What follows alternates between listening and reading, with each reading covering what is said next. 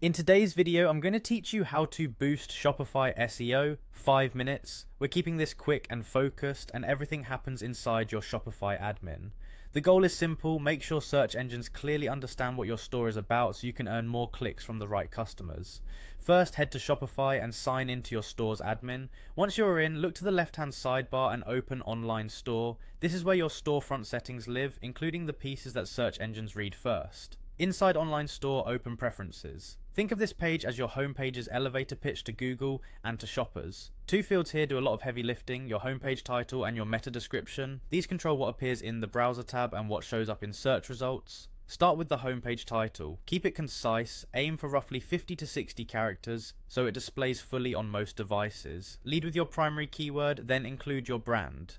A simple, effective structure is primary keyword a brand. For example, if you sell eco-friendly candles, you might write eco-friendly soy candles for your brand. Front load the most important terms, avoid keyword stuffing, and make it human friendly. The title should instantly tell a shopper what you sell and why it matters. Next, craft your meta description. This is the short snippet under your title in search results, typically 140 to 160 characters. Use it to deliver your value proposition and a gentle call to action.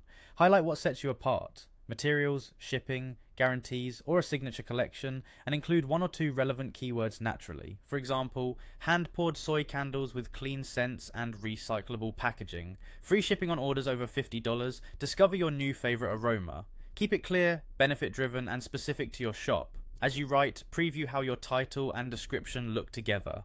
They should read like a compelling headline and subheadline, not a list of keywords.